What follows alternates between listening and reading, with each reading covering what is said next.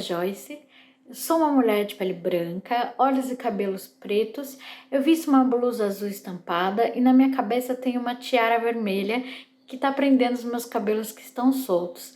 Eu sou do time de Infraestrutura e Diversidade e você está na Experiência Observe 2021, a Conferência Brasileira de Pesquisa da Experiência. A próxima atividade é uma pílula, que são palestras mais curtas com o objetivo de inspirar ao dividir histórias reais de pesquisadores brasileiros.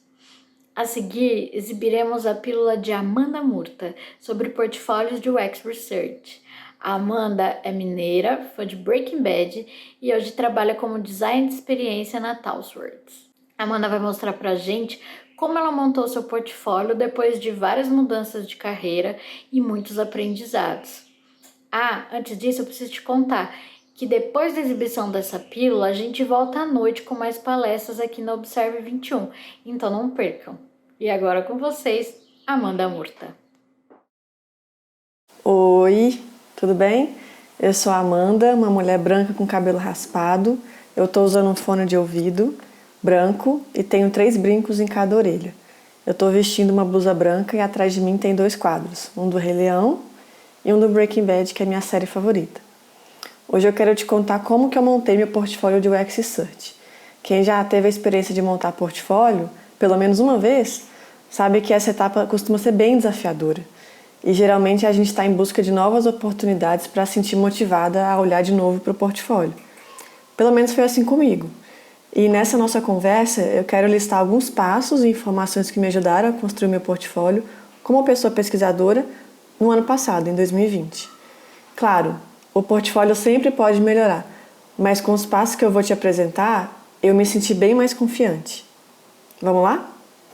Antes de falar sobre esses passos que eu comentei, eu só queria começar com uma definição que é bem importante para a nossa conversa. O que é de fato um portfólio? Portfólio é um material que reúne os seus trabalhos, tanto pessoais quanto profissionais, que você deseja compartilhar com as pessoas, para mostrar como você pensa, como você trabalha, como que é o seu processo. E existem várias formas de você divulgar seus trabalhos. Pode ser num site, nas redes sociais, criando um catálogo impresso, gravando um vídeo. Aí vai variar de acordo com a sua criatividade. Agora sim eu vou listar para você alguns passos que me ajudaram a criar meu portfólio como pesquisadora. A primeira coisa que eu fiz, sabendo que eu precisava atualizar meu portfólio, que estava desatualizado há 2 anos e eu ainda tinha feito uma transição de carreira nesse meio tempo, foi buscar referências de portfólios de pessoas pesquisadoras, E na verdade eu não achei nada. Foi aí que eu resolvi ampliar minha busca e procurei por portfólios de pessoas UX designers, que são papéis que costumavam naquele contexto ser mais presente no mercado do que o papel da pessoa pesquisadora de experiência do usuário. Inclusive, não é apenas a pessoa pesquisadora que faz pesquisa, Outros papéis como o UX designer fazem uso de métodos para entender o usuário, mas talvez numa escala menor ou frequência até menor que as pessoas pesquisadoras. E aí nessas horas é muito importante seguir profissionais que geram conteúdo para a comunidade de design. Essa é a vantagem da gente estar nas redes sociais como o Instagram e LinkedIn, Você acaba se conectando com várias pessoas. E por coincidência eu seguia uma designer bem conhecida na comunidade que tinha postado vários portfólios de UX designers há pouco tempo. Eu acabei usando aquele post como ponto de partida para o meu benchmark de portfólio de pesquisa. Daí eu analisei alguns portfólios, Tiveram alguns que eu gostei, outros não. Mas o que me chamou mais atenção foi a organização dos trabalhos, Os textos eram corridos, descrevendo o problema a ser resolvido. O designer tinha feito o que o designer tinha feito para resolver o problema, por que tinha feito daquela forma, então explicava quais as tomadas de decisões que estavam envolvidas e tinha algumas imagens do processo para ilustrar melhor o que tinha sido feito ali. E aí, depois de buscar inspiração de como se faz portfólio a partir de trabalhos de outros designers, eu tive que selecionar quais trabalhos eu queria colocar no portfólio. E eu vou te falar que não é uma decisão fácil, viu? Você não precisa escolher todos os trabalhos que você atuou como pesquisadora, mas os mais relevantes para a empresa em que você atuou. Ou seja, aqueles trabalhos que mostram como a pesquisa trouxe valor para o negócio, se foi aumentar a taxa de vendas, se ajudou na definição da visão da empresa, se diminuiu os chamados de atendimento e qual porcentagem, se trouxe clareza sobre um conceito. Toda pesquisa, ela tem ou deveria ter um impacto no negócio. Afinal de contas, a gente está falando de um trabalho de investigação com pessoas que usam produtos e serviços, né? E você descobre muita informação aplicando métodos de pesquisa. Então, eu sugiro que você escolha trabalhos em que você sabe o resultado que uma empresa trouxe para o negócio. E aí, dessa forma, você consegue defender melhor o projeto de pesquisa como algo mais estratégico, sabe? Eu vejo que isso é mostrar valor. Isso é mostrar que a pesquisa pode auxiliar decisões mais assertivas no negócio. E uma dica que eu dou nessa etapa é que se você não sabe os resultados que uma pesquisa trouxe para o negócio, é bom você perguntar para alguém que trabalhou com você nessa empresa, ou seja, investigue. Essa informação é muito relevante para defender o trabalho de uma pessoa de pesquisa dentro de uma empresa. Ninguém quer um trabalho de pesquisa engavetado, e sim projetos que gerem valor para o usuário e para o negócio. Outra coisa que eu quero destacar é que pesquisa não se resume a entrevista e questionário. Então, mostra que você é uma pessoa pesquisadora versátil, né, que utilizou vários métodos, que já conheceu vários métodos, que já teve contato com vários métodos. Então, por exemplo, que você já fez um grupo focal, um teste AB, uma etnografia. Então, é muito interessante explorar outras vertentes dentro do processo de pesquisa. E uma coisa que eu acho interessante também é que, dependendo do processo seletivo que você estiver participando, pode acontecer de o time de recrutamento pedir para você apresentar algum trabalho durante a entrevista de emprego. Então, é importante que você coloque no portfólio trabalhos que você realmente se orgulha de falar sobre, né? Então, que você tem bastante conteúdo para passar para as pessoas. E a quantidade de trabalhos no portfólio não é e nem deveria ser um aspecto de desempate entre candidatas. O que deveria valer mesmo é a qualidade dos trabalhos que você apresenta. Eu acho que essa é a etapa mais importante de todas, viu? É a hora de você, de fato, contar sobre os trabalhos que você realizou. E eu vejo como pesquisadora, eu aprendi ao longo da minha carreira que é importante e é preciso saber contar bem uma história, sabe? Saber defender um trabalho no qual você acredita. E essa é exatamente essa etapa, esse momento. Você precisa defender o seu trabalho e a importância que você acredita que teve na carreira e na empresa. Então, eu penso que existem algumas macrotemáticas que é preciso deixar bem claro, seja na forma de tópicos ou na forma de texto corrido, que são eles. Qual que é o problema? Então, aqui você descreve qual que é a dor ou o problema atual que está motivando a necessidade de uma investigação. O que o problema está causando no cenário atual? Então, aqui você descreve quais são as evidências que tal problema está causando. É aumento de ticket, por exemplo, no atendimento? É a perda de receita? É a consequência... Qual que é a consequência causada pelo problema que está sendo visto como de fato um problema, sabe? E estratégias adotadas para contornar o problema. Então, uma vez que existiu um problema e uma dor, qual que foi o seu próximo passo? Então, como é que você ajudou o time a encontrar soluções para o problema? É nesse momento que você conta como que é o seu processo. Quais são as etapas que você busca executar para encontrar as respostas para o problema? Que metodologias você escolhe ou escolheu? E por que você escolheu essas metodologias? Né? Quais são os benefícios dessas metodologias? Ou seja, é todo o desdobramento do processo de pesquisa e quais decisões você tomou ao longo do tempo.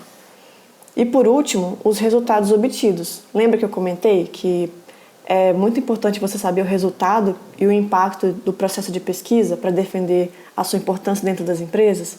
É nesse momento que você vai descrever como os métodos de investigação ajudaram a reduzir, minimizar ou até eliminar o problema que foi identificado. E vou dar um exemplo para ficar mais claro dessa narrativa que eu falei. Então, qual que é o problema? Aí vem, com a pandemia de 2020, não sabemos se os comportamentos dos usuários se mantiveram os mesmos quanto ao consumo de eventos.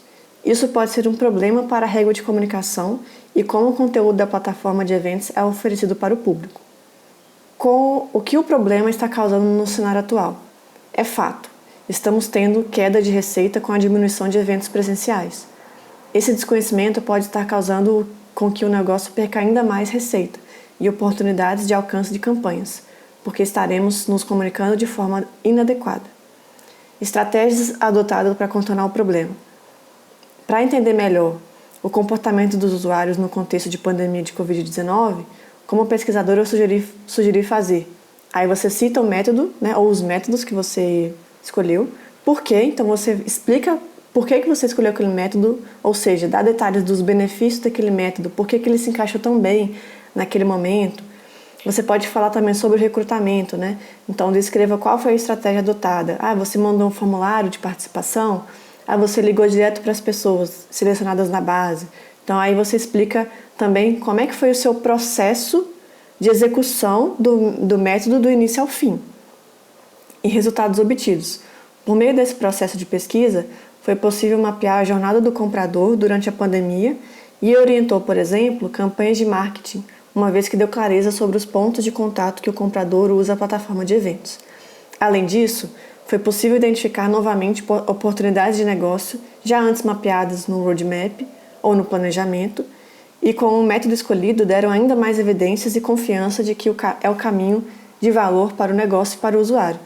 Ou seja, essa é uma estrutura que você pode usar como referência para contar melhor essa história para a pessoa recrutadora ou para quem visitar o seu portfólio. Então, em cima dessa estrutura, você descreve detalhes de cada um dos pontos que eu falei e constrói uma narrativa sobre o problema. Uma dica que eu dou nessa etapa é você criar um documento, como se fosse um Google Docs, ou um Google Docs também, para você escrever livremente todo o texto, né? Então, dando os devidos pesos dos títulos, do subtítulo, né? E da formatação que você deseja aplicar para a leitura ficar mais agradável para o leitor. E esse documento vai servir como um rascunho, para depois você passar essas informações para a ferramenta final, que eu vou falar sobre isso mais tarde. E sabe uma coisa que me ajuda muito? Geralmente, durante o processo de pesquisa que eu estou facilitando ou ajudando, né? Que eu estou fazendo, eu já vou criando uma narrativa semelhante, ou seja, eu já vou criando um documento onde eu vou reunir todos os detalhes desse processo, porque eu não sei quando é que eu vou ter que atualizar de novo meu portfólio, né? Eu comentei que eu fiquei 2 anos sem atualizar, imagina se eu vou lembrar desses detalhes.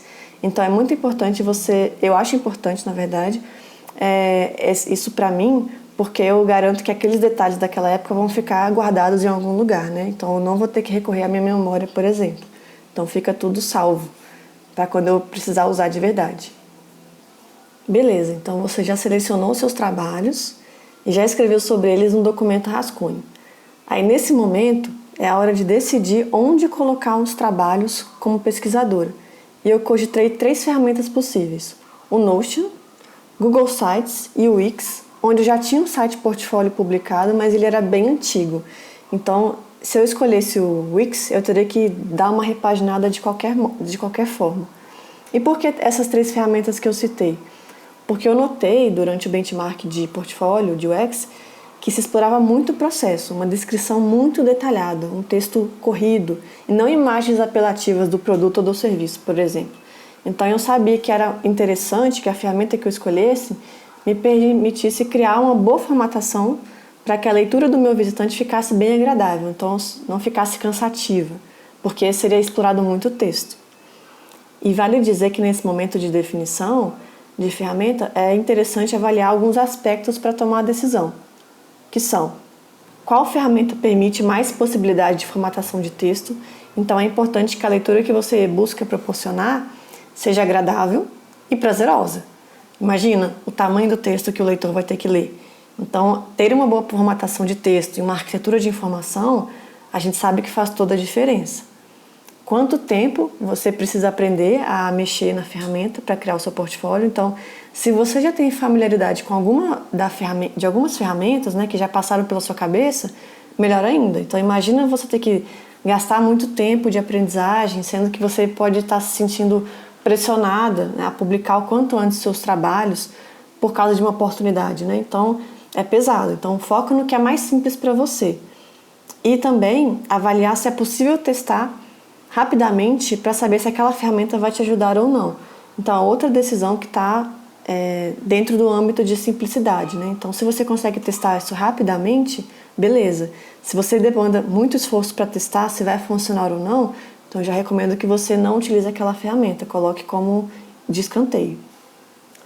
Então, eu escolhi a ferramenta e com o documento já rascunho, com tudo anotado sobre os meus projetos de pesquisa, aí meu único trabalho foi copiar, colar e aplicar a formatação que eu achava que geraria uma leitura mais equilibrada e mais agradável para a pessoa que ia ler os meus trabalhos. Então, Viu como agiliza a sua vida esse processo de escrita em um documento rascunho? Eu definitivamente não recomendo ir escrevendo o que vem na cabeça direto na ferramenta. Isso pode dar um retrabalho imenso. Então aqui é uma dica de planejamento. Como designer e pesquisadora, eu sabia que ter um olhar de fora poderia ser muito rico para trazer percepções que eu não tinha notado antes.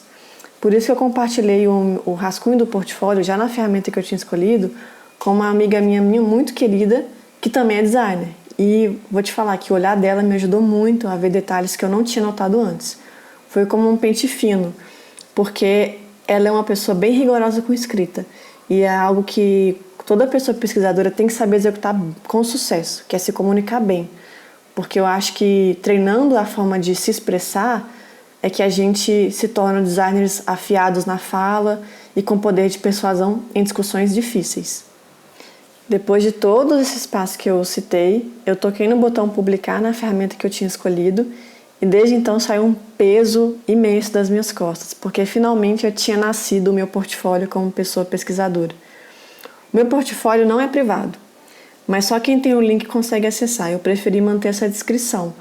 Mas se você se sentir confortável, comunica nas redes sociais e no LinkedIn que você publicou o seu portfólio. Você pode, por exemplo, colocar o link do seu portfólio no currículo, no perfil do Instagram, em uma publicação do LinkedIn. São várias as estratégias possíveis. E quem sabe assim você não desperta a atenção de alguma pessoa recrutadora ou alguém que tem uma oportunidade de emprego na manga. Lembra que a oportunidade de ouro pode estar uma mensagem de distância, viu? Vamos recapitular tudo que a gente viu aqui? Então a gente viu que o primeiro passo para criar um portfólio de UX Search é entender como as pessoas pesquisadoras ou UX constroem seus portfólios. Isso para servir de inspiração para a gente criar o nosso.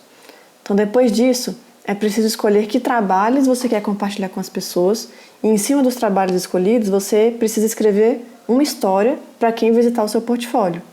Essa história, ela contempla explicar sobre qual que é o problema, o que o problema está causando, como você ajudou a contornar o problema e quais resultados foram observados ao tentar estancar o problema em questão. Escrita essa história, você precisa escolher qual ferramenta pretende usar. Vale considerar o tempo de aprendizagem da ferramenta e o que é mais simples de ser feito. Com as histórias em mãos e a ferramenta escolhida, é só passar o seu portfólio para essa ferramenta, formatando de acordo com o que você achar relevante. Agora que você tem o material consolidado, mostre para uma pessoa designer, por exemplo, para colher impressões do que você construiu. E, finalmente, publique o seu portfólio e divulgue para as pessoas. Parece muito, mas é só se planejar. Eu espero que esse conteúdo te ajude a construir o seu portfólio como UX Search, viu? Muito obrigada!